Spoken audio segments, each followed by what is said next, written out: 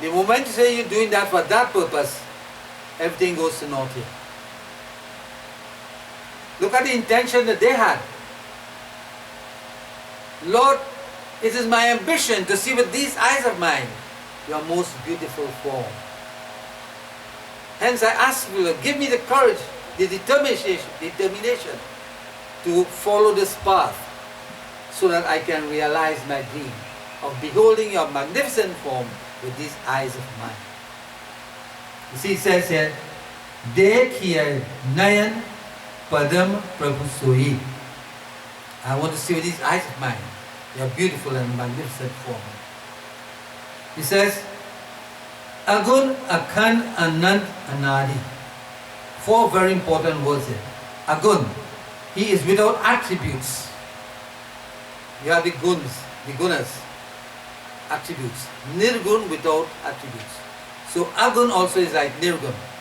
So he says Agun, Akhand, without parts. Anant, without beginning. Anadi, without end. Could you describe the Lord? He is without beginning, without parts, without end. Free from the gunas. That is the person, that is what that form. They want to capture that form with these eyes of theirs. The Nirgun Brahma is that Vasudeva that he's talking about.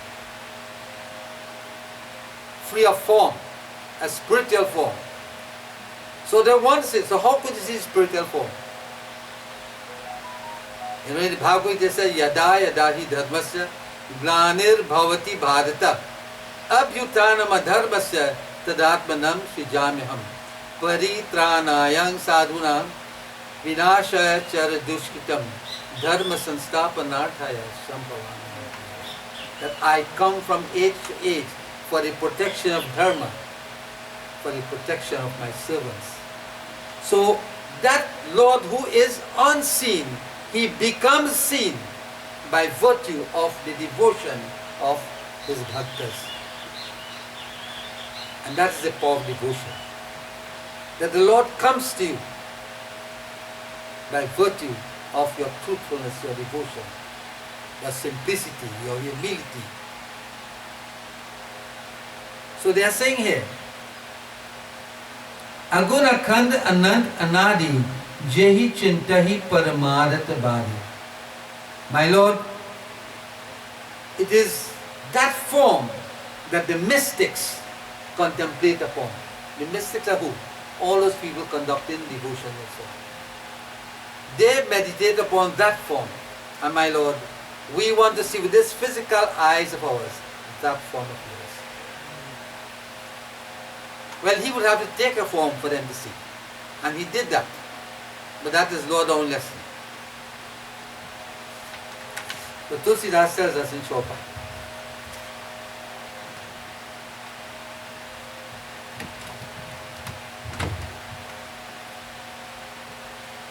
So I just do these two chopais and doha and then I'll bring my lesson down.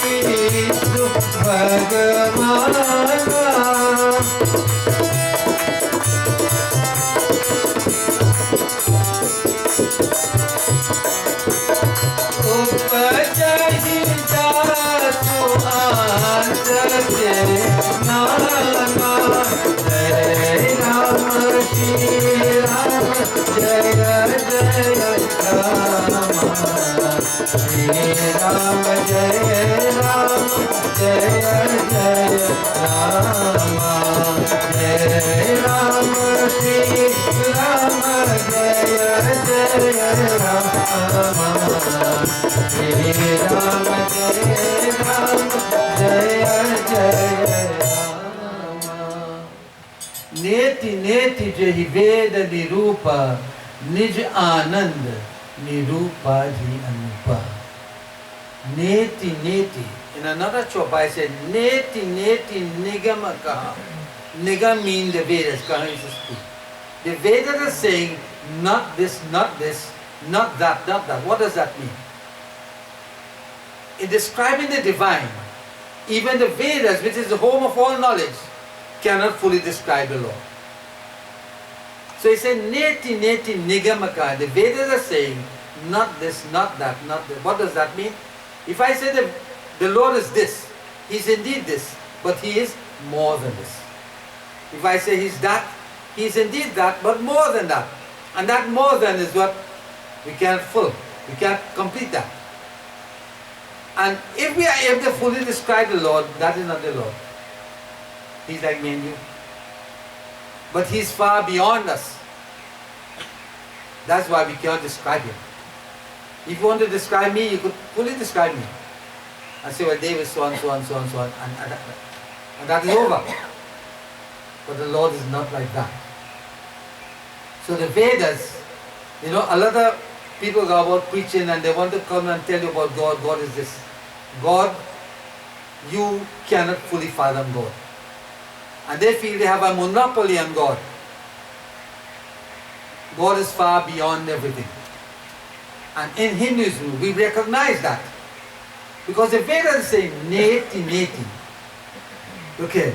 Neti neti jahi Veda nirupa. Veda is the Vedas. So, if I read for you, it says, whom the Vedas describe in negative terms. If he describes it in negative, it means we can't have something positive about it. Do you get the idea? You can't fully describe. He says, Nij Anand Nirupadhi Anupa. He says, such as not this, who is bliss itself. Nij Anand. Anand is bliss. Who is bliss itself without attribute and equal. He has no equal. He is without attributes. But he can bring in attributes like Sri Ram or Sri Krishna. When they manifest themselves, there are certain attributes. You can attribute certain behavior to them. But in the true sense, they have come for a particular purpose. They take avatar, so to speak, avatar, so that we can identify with them. But they are far beyond that. So Manu and Shatrupa are saying, we want to see that supreme, that Vasudev, who is beyond everything. We want to see that with these eyes of ours.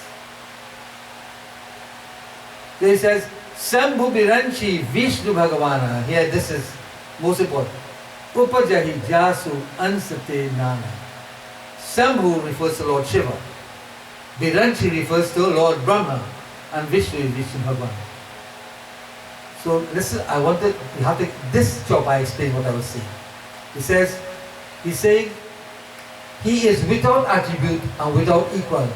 And he says, from a part of whose being emanate, from a part of whose being, ans is a part, from a part of whose being emanates a number of Shivas, a number of Brahmas, and a number of Vishnus.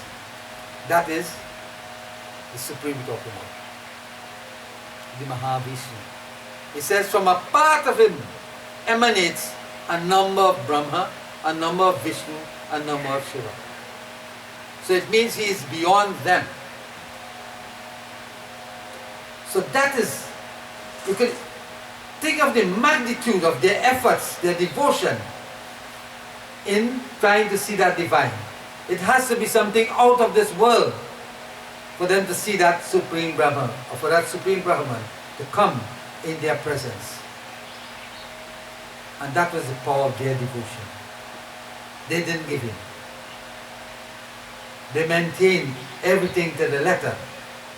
Because deep in their mind, my Lord, at the end of our devotion, this is what I ask for, Lord. I am begging to see your true form with these eyes. Now, when Sri Krishna revealed his true form to Arjuna, he couldn't see with these eyes. You know. He gave him what's called Divya Drishti, a special type of vision. And Sri Krishna gave him that so that he could behold him in all his splendor, in his magnificence. And when he showed him his form, he's seeing mountains and rivers and oceans and different universes all embedded in Sri Krishna.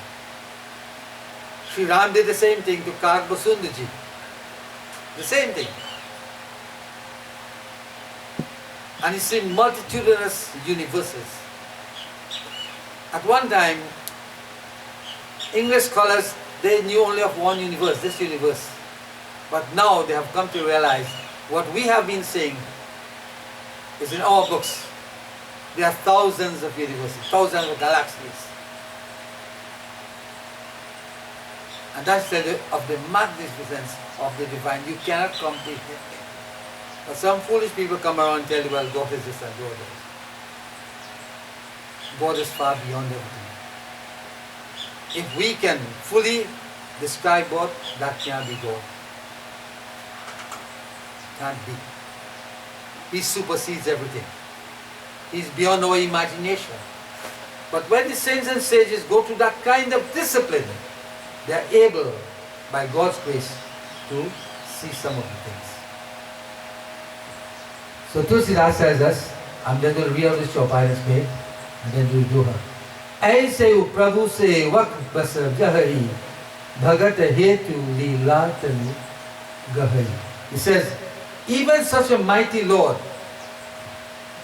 Why he says this mighty Lord? Because it says from each part of him, each ounce of him, are thousands of Brahma, Vishnu and Mahesh. Now he's saying, he says, Aise hi Prabhu sevak bas ahai. That sevak is a servant.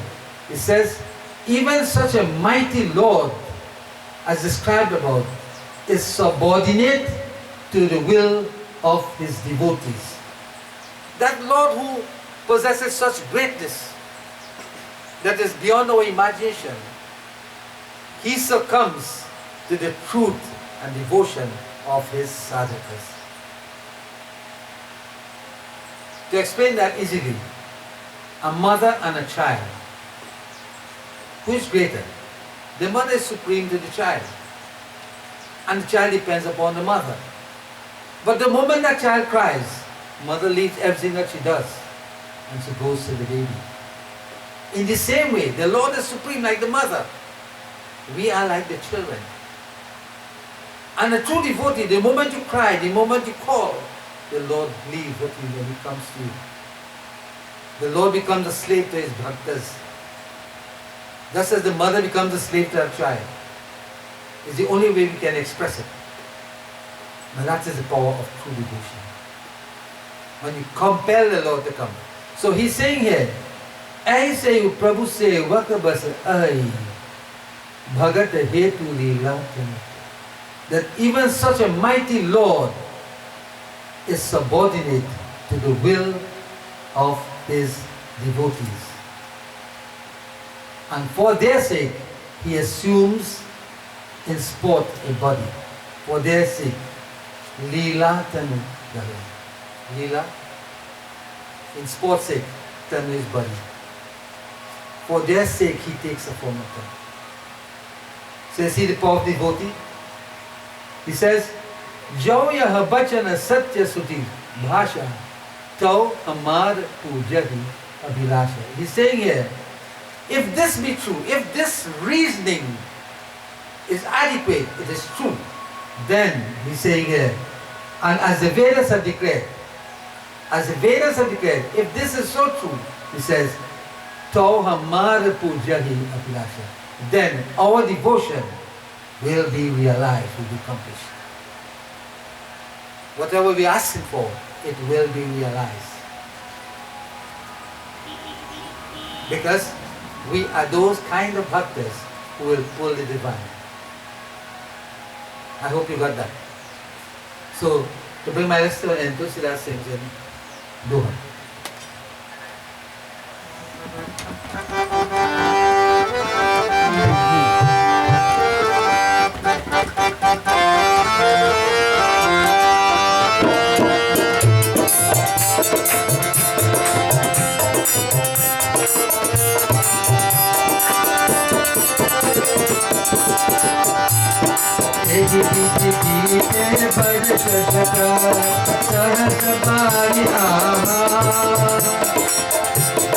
संगत सत सहत भूमि रहे कबीर आधार पिया कति राम चंद्र की जय उमापति महादेव की जय पवन सुत हनुमान की जय उड़ैसा जगन्नाथ की जय वृंदावन के चंद्र की जय बोलो भाई सब संतन की जय सियापति रामचंद्र की जय। So, as they were thinking and as they were practicing, Tulsidas says, Ehi biti bite barasat sahasabar aha. He says, 6,000 years passed while they lived only on water. Remember, previously it was water and fruits and roots and so on. They gave up the roots and fruits, and for 6,000 years have passed now since they have been living only on water. Look at the gravity of their devotion. Think of that. I know we would fast one day. You eat salt today, and then you go and boast, but today holy meat, no salt. Like guys are eating. Eh? Think in terms of this. Now, I don't know how to calculate the years from then to now. But it is indeed a long time. And look how they fasted. They gave up the roots and fruit and only water alone. And then as the lesson continues, they gave up water and live only on air. Think of that situation. So whenever you do a little thing, God thanks for allowing me to do that. But I know I have to do more. Don't go and boast about it. Don't tell anybody else. Don't go and boast about it. And whenever you do devotion, my friends, don't tell anybody. That is nobody's business. You do what you have to do in the confines of your home and within your heart. Don't tell anybody what you do. Do it with love, do it with great devotion, and let Sri Ram know that. Once he knows, that is most important. You don't have to tell anybody. And even Christ said in the Bible, he says, do not go in the street corner and preach. Stay within the confines of your room, your closet, and you pray. So you don't have to show anybody you pray. The Lord knows your heart, the Lord knows everything. Once he knows, that is most important. So he says here, Samvat Sapt Sahastra Puni Rahe Samir Adhar. So And then for another 7,000 years, they lived only on air.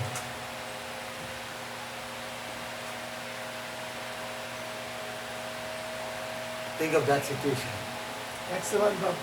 So if they are doing that kind of devotion, they're making that sign of sacrifice with truth. I'm saying with truth, with love, with devotion, with bhakti.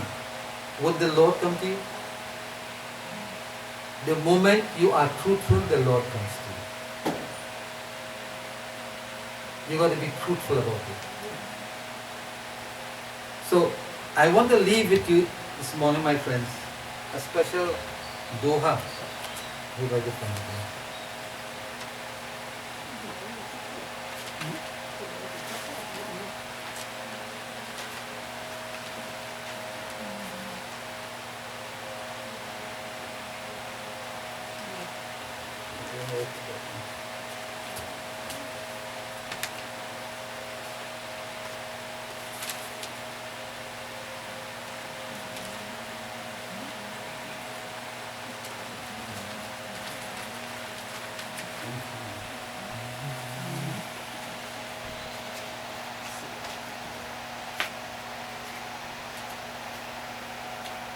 I don't remember the doha offhand, but I see the last page.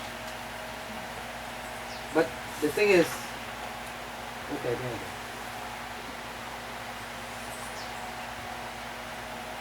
there are two pieces of information I want to give this morning. One comes from Bhaji Govindam and one comes from Uttarakhand, the final chapter of Sri Ram's Maharaj. When Sri Ram met Siri, he gave her 9 principles of devotion. The first principle he said, Pratama Bhakti Santan Karasanga. The first form of devotion, Santan Karasanga, is to be in the presence of the Son, the saints.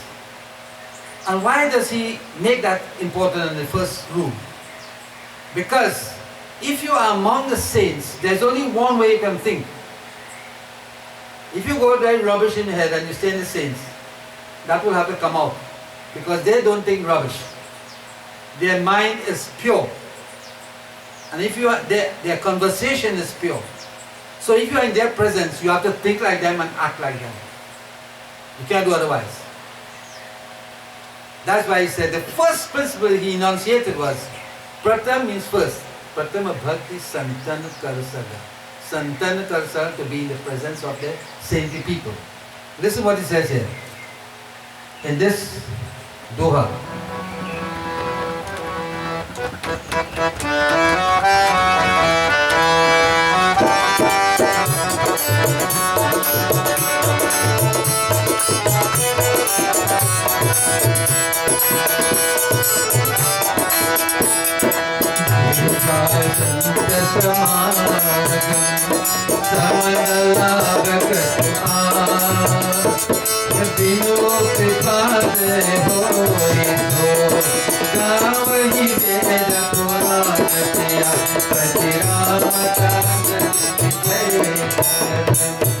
Girija Sant Samagam. Who is Girija?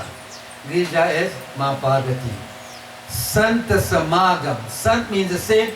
Samagam means the companionship. Girija Sant Samagam. Samana Lava Kachuan. He's saying here, O Girija, there is no gain so valuable as the fellowship of the saints. There is no gain so valuable as the fellowship of the saints. And the moment you find yourself among saintly people, that's a lotto. You have won the lotto. Tell the world that. He goes on to say, Binu Kripana Hoiso, Binu Kripana Hoiso. Binu means without, Kripa is a grace. That could only happen by the grace of the divine. Gavahi Veda Puran. Gavahi Veda, the Vedas and Puran are saying this. That without the grace of the Lord, you cannot find yourself there. You have found yourself here in this Yagnashala this morning because you were permitted to be here. There are other people who invited. They are not here. So only with the grace of the Lord can you find yourself in this kind of companionship. By His grace. Binu kripana hoisu. Without His grace, that could never happen.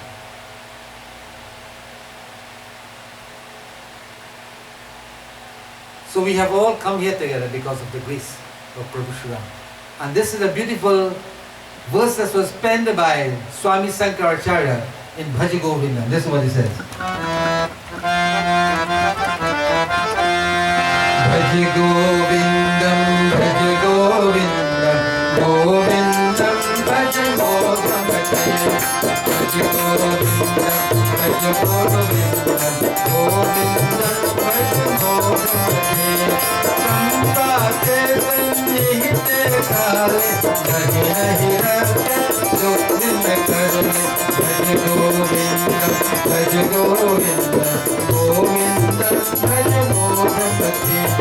Satsangatve nisangatam, nisangatve nirmohatam. Bhaja Govindam, Bhaja Govindam, Govindam, Bhaja Govindam. Nirmohatve nischal tattvam, nischal tattve jivan mukti. Bhaja Govindam, Bhaja Govindam, Govindam, Bhaja Govindam. Bhaja Govindam, Bhaja Govindam, Govindam, Bhaja Govindam. Satsangatve nisangatvam, nisangatve nirmohatvam, nirmohatve nischal tattvam, nischal tattve jivan mukti. Satsangatve. Through the power of satsang, nisangatvam, there is non-attachment. What keeps us bounded here is our attachment to the world. And that is why we cannot progress in devotion. When you become attached to the world, you become detached from God. But when you attach yourself to God, you become detached from the world.